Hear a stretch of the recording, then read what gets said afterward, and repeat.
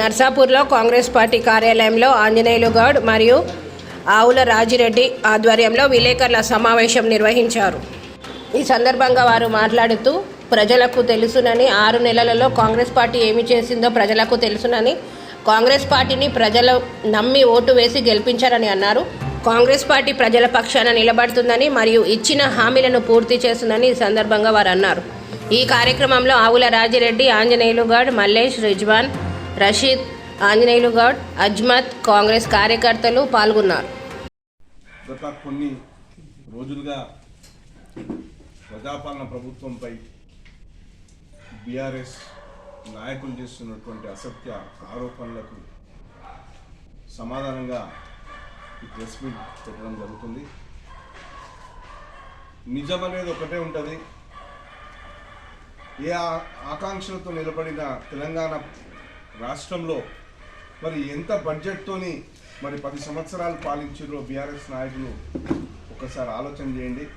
మరి ఈ బడ్జెట్ 10 సంవత్సరాల ఆ బడ్జెట్ మిగులు బడ్జెట్తో ఏర్పడిన తెలంగాణ రాష్ట్రంలో మరి సంపద రెవెన్యూ అనేది ఎక్కడ పోయింది, ఏ అంశాలకు ప్రాధాన్యత ఇచ్చారు, మరి పేదవాళ్ళ బతుకుల్లో ఏం మార్పు వచ్చింది, మరి పేదవాడు ఏ విధంగా ఈ బంగారు తెలంగాణ అని చెప్పిన బంగారు తెలంగాణలో ఏ స్థాయికి వచ్చిందో ఒక్కసారి మరి అంకెలు చూస్తే తెలిసిపోతుంది. మీరు చెప్పినటువంటి ఏ బడ్జెట్ కూడా ఏ పేదవాడి ఇంటికి చేరలే. కేవలం పై మెరుగులతోని ప్రభుత్వం నడిపి మరి లక్షల కోట్ల రూపాయలు మీరు అనుకున్న అంశాల మీద కేటాయించి దాని ద్వారా సొమ్మును మీ ఇంటికి మరి మీ పార్టీకి చేర్చుకొని ఈరోజు డబ్బు మదంతో మీరు విర్రవీగుతున్నారు. కానీ దానికి విరుద్ధంగా ఏ 10 సంవత్సరాలు అయితే మీరు తెలంగాణను విస్మరించిరో, పేదవాడిని విస్మరించిరో, మరి ఏ ఆకాంక్షలతో తెలంగాణ ఏర్పడ్డదో మరి సోనియమ్మ ఆ రోజు తెలంగాణను ప్రసాదించి మరి ఆంధ్రలోకి దూరమైనప్పటికీ మరి మళ్ళీ ఈ తెలంగాణను కాపాడుకోవాలనే ఆలోచనతో మొన్న ఎలక్షన్ల ముందు 6 గ్యారంటీలను ఆమె ఆలోచనతోని మరి తెలంగాణ పేద ప్రజల బతుకులు మెరుగుపరచాలనే ఆలోచనతో 6 గ్యారంటీలు తీసుకొచ్చారు. ఈరోజు చూడండి, మీరు ఏ పథకంని చూసినా, ఏ గ్యారంటీని చూసినా పేదోళ్ళను కేంద్రీకృతంగా చేసుకొని పేదవాళ్ళను ఆర్థికంగా పరిపుష్టి చేసి వాళ్ళ సమాజంలో ఒక మంచి గౌరవం ఇచ్చే విధంగా చేయాలనే సంకల్పంతో కూడుకున్నది. తెలుసు మీకు, ఖచ్చితంగా రేవంత్ రెడ్డి గారి ప్రభుత్వం ఈ పథకాలన్నింటినీ అమలు పరుస్తుంది, పేదవాళ్ళందరికీ దగ్గరైతుంది అని మీరు మొదటి నుంచే గ్రహించే మీరు వచ్చిన 2 మాసాల నుంచే, ప్రభుత్వం ఏర్పడ్డ 2 మాసాల నుంచే మీరు ఈ పథకం ఏమైంది, ఆ పథకం ఏమైంది మీరు అందరూ గమనించే ఉంటారు. మొన్న పార్లమెంట్ ఎన్నికల్లో ప్రతి మండలంలో ఈ జిల్లాకు చెందినటువంటి మాజీ మంత్రి హరీష్ రావు గారు ప్రజలను ఏ విధంగా రెచ్చగొట్టే ప్రయత్నం చేశారు. ప్రజలకు తెలియదా? 10 సంవత్సరాలలో ఏ మొనగురిందో ప్రజలకు తెలియదా? మరి వచ్చిన 2 నెలల నుంచే రెచ్చగొడితే రెచ్చిపోయే ప్రజలు కాదు తెలంగాణ ప్రజలకు తెలుసు ఏది నిజం, ఏది అబద్ధం, ఏది మోసం అన్నీ తెలుసు. ఈరోజు మీరు చెప్తున్నారు సంక్షేమ హాస్టళ్ల గురించి కానీ, బీసీ హాస్టళ్ల గురించి కానీ, మరి విద్యార్థులకు సంబంధించిన వసతుల గురించి కానీ, భోజనం గురించి కానీ మీకు కావలసే కోకొల్లలుగా మీకు ఇవాళ పత్రికల్లో వచ్చిన వార్తలు మీకు చూపిస్తాం. ఎన్నో సందర్భాల్లో మరి మేము ప్రతిపక్షంలో ఉన్నప్పుడు ఇక్కడనే మన నర్సాపూర్కి సంబంధించిన హాస్టళ్లను మనం సందర్శించడం జరిగింది, వేలువెత్తి చూపించడం జరిగింది. మరి పేదోళ్ళకి ఏ విధంగా న్యాయం చేస్తున్నారు.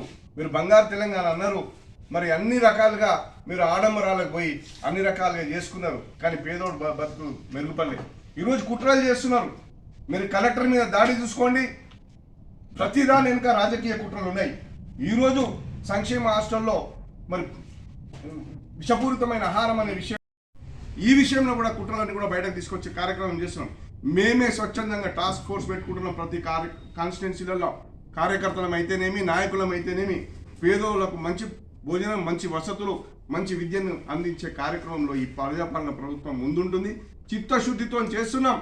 మీరు ఈరోజు గమనించండి, రైతుల గురించి మాట్లాడారు. దేశంలోనే ఎన్నడూ లేని విధంగా 2 లక్షల రుణమాఫీ సంకల్పం పెట్టుకొని ఈరోజు 1,50,000 వరకు రుణమాఫీ చేసుకొని 18,000 కోట్ల రూపాయలు రైతుల మరి రుణమాఫీ చేసినటువంటి ప్రభుత్వం కాంగ్రెస్ ప్రభుత్వం వచ్చిన మొదటి సంవత్సరంలోనే.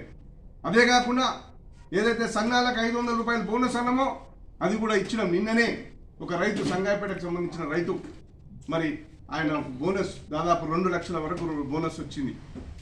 మరొక రైతుకు అది మరి లాభం చేసినటువంటి కార్యక్రమమా కాదా ఒకసారి ఆలోచన చేయండి. రైతు బంధు కూడా ఇప్పుడు రిలీజ్ కాబడుతుంది. మొత్తాన్ని ఆర్థికంగా దివాలా తీపిచ్చిరు మీరు. దాన్ని సరిదిద్దుకుంటూ దాన్ని గాడిలో పెట్టుకుంటూ ఇచ్చిన వాగ్దానాలను ఒక క్రమశిక్షణతోని ఈరోజు ప్రజలకు చేరువయ్యే కార్యక్రమం చేస్తున్నాం. గమనిస్తారు ప్రజలు 10 సంవత్సరాలలో మీరేం చేసిరు, కాంగ్రెస్ ఏం చేయబోతుంది అన్నది. ఆ ప్రమాదం మీరు గమనించిరు. కుట్రలకు తెరదీపారు మీరు ఈరోజు. ఆ కుట్రలు ఎప్పటికీ నడవై ఇక్కడున్న స్థానికంగా ఉన్న బీఆర్ఎస్ ఎమ్మెల్యేకి కానీ మరి జిల్లాకు సంబంధించిన మాజీ మంత్రి కానీ చెప్తున్నాం, మేము ఎట్టి పరిస్థితులలో మీ కుట్రలను తిప్పికొడతాం. ప్రజలకు చేరువయ్యే కార్యక్రమంలో మీరు అడ్డొస్తే మేము ఖచ్చితంగా మిమ్మల్ని అందరినీ కూడా తరిమి కొడతామని మీకు హెచ్చరిస్తూ, మళ్ళీ ఇట్లాంటి పునరావృతమై ప్రజలను తప్పుపట్టే కార్యక్రమం మీరు చేసే ఎలాంటి పరిస్థితుల్లో కాంగ్రెస్ పార్టీ కార్యకర్తలు కానీ ప్రజలు కానీ రైతులు కానీ పేద ప్రజలు కానీ ఎవరు కూడా మిమ్మల్ని క్షమించరని మరొకసారి హెచ్చరిస్తూ, రేపటి నుంచి మా కార్యాచరణ ఉంటుంది. మేము ఎక్కడ కూడా పేద ప్రజల విషయంలో కాంప్రమైజ్ అయ్యే విషయంలో ఎక్కడ కూడా కాంగ్రెస్ ప్రభుత్వం కానీ రేవంత్ రెడ్డి గారు కానీ మంత్రిమండలి కానీ కాంగ్రెస్ పార్టీ నాయకులు కానీ ఎవరు లేరని మరొకసారి హెచ్చరిస్తూ సెలవు తీసుకున్నాం. విద్యా విధానంలో కానీ వైద్య విధానంలో కానీ రైతాంగ విధానంలో కానీ సమూలమైన మార్పు ఉంది. పత్రికా సోదరులు కానీ మేధావులు కానీ మీరు ఎక్కడ ఉంటే తప్పులు ఒప్పులు ఉంటే చెప్పి చూపండి. దాన్ని సరి చేసుకోవడానికి ప్రభుత్వం సిద్ధంగా ఉంది. కాంగ్రెస్ నాయకులం మా కూడా తర్వాత చెప్పండి, మేము అధిష్టాన వరకు దృష్టి తీసుకెళ్తాం.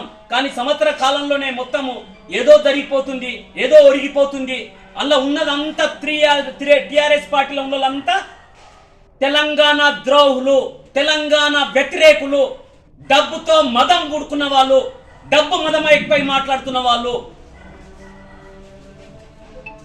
తెలంగాణ విద్యార్థులు నష్టం చేసిన వాళ్ళు. అందుకోసానికే ఈ సందర్భంగా అందరికి కూడా నేను విజ్ఞప్తి చేస్తూ, మేమందరికీ మా సోదరులకు అందరు కూడా జిల్లాలో ప్రతి జిల్లాలో కూడా తర్వాత మాకు అధిష్టాన వర్గం ఆదేశాలతో పాటు మేము అన్ని హాస్టల్స్ కూడా దత్తత తీసుకొని మాతో ఎంత చేతనైతే అంత అవసరం అనుకుంటే అక్కడ బాత్రూమ్లు ఉడవడానికైనా సిద్ధం, అక్కడ తర్వాత అక్కడ ఏ చేయడానికైనా సిద్ధం. పిల్లల కోసానికి పనిచేసే వ్యక్తులుగా కాంగ్రెస్ పార్టీ ఉంటుందో. మా మొత్తం యంత్రాంగం కూడా మేము రేపటి నుంచి తర్వాత చెప్తున్నాం కదా, చూస్తారు మార్పేందో. మేమే అక్కడికి వెళ్ళి వాళ్ళకి భోజన సౌకర్యాలు కానీ అక్కడ ఉన్న సౌకర్యాలను మెరుగుపరచడానికి కోసానికి మంత్రుల దృష్టికి కలెక్టర్ దృష్టికి తీసుకెళ్తాం. ఖచ్చితంగా రోజు ఒక హాస్టల్ విజిట్ చేస్తాం. ఖచ్చితంగా మా సోదరులు కూడా అందరు కూడా కొంతమందికి దత్తత తీసుకోమని చెప్తాం. పువ్వు పత్రో మా మీద ఉంటే అక్కడ బాత్రూంలు కూడా ఈ 10 సంవత్సరాల కాలంలో ఉన్న నాశనమే అది ఇప్పుడు తర్వాత మెరుగవుతున్నాయి. అందుకోసానికే అన్న రేవంత్ అన్న గారు వచ్చిన తర్వాత సమూల మార్పు కోసానికి ప్రతి ఒక్కటి ఇంటిగ్రేటెడ్ హాస్టల్ 250 కోట్లతోని ప్రతి తాలూకాలో పేద పిల్లలు చదువుకోవాలని చేస్తున్నారు. ఈరోజు ఇంటర్నేషనల్ స్కూళ్ళు మోడల్గా ఇంటర్నేషనల్ స్టాండర్డ్స్తో చేస్తున్నారు. అందుకోసానికి మీరందరూ కూడా సహకరించాలని, ప్రతి హాస్టల్ కూడా నాతో కూడుకున్న వాళ్ళందరూ కూడా జిల్లాలో ఏదైతే ఈ అన్ని మండలాల్లో కూడా తర్వాత మండల అధ్యక్షుల తర్వాత మా అందరం కూడా ఒక కమిటీ లాగా ఏర్పడి దత్తత తీసుకొని ప్రతి హాస్టల్ ప్రతి పేదింటి బిడ్డకు అండగా ఉంటామని గుర్తు చేస్తూ, ఏవైతే ఈ ప్రజాపాలనలో సంవత్సర కాలంలో ఏదైతే ఉందో ఆ ఉత్సవాల్లో భాగం కూడా అందరూ కూడా ప్రతి కాంగ్రెస్ కార్యకర్త కూడా ఇది మనం నిర్మాణం చేసుకున్న కాంగ్రెస్ పార్టీ, మన కష్టారిత మీద వచ్చిన పార్టీ కనుక కాపాడుకోవాల్సిన అవసరం ప్రతి కాంగ్రెస్ కార్యకర్త మీద ఉంది. ఈరోజు ఏదైనా ఏ రంగంలోనైనా సరే ఇలా తలెత్తుకొని చెప్పడానికి మనం గర్వంగా ఉంది. ఈరోజు ఒక కాంగ్రెస్ కార్యకర్త అంటేనే గర్వపడుతున్నాం. ఈరోజు ఒక పేదోడిని గుర్తించే పార్టీ కాంగ్రెస్ పార్టీ, ఒక పేదోడికి అండగా ఉండే పార్టీ కాంగ్రెస్ పార్టీ, అన్ని వర్గాలను కలుపుకోే పార్టీ కాంగ్రెస్ పార్టీ. అందుకోసానికి దయచేసి అన్ని వర్గాల వారు కాంగ్రెస్ పార్టీని దీవించాలని, రేవంత్ అన్న 10 కాలాల పాటు చల్లగా ఉంటే మన పేద ప్రజలకు మంచి జరుగుతుందని కోరుకుంటూ అన్ని వర్గాలు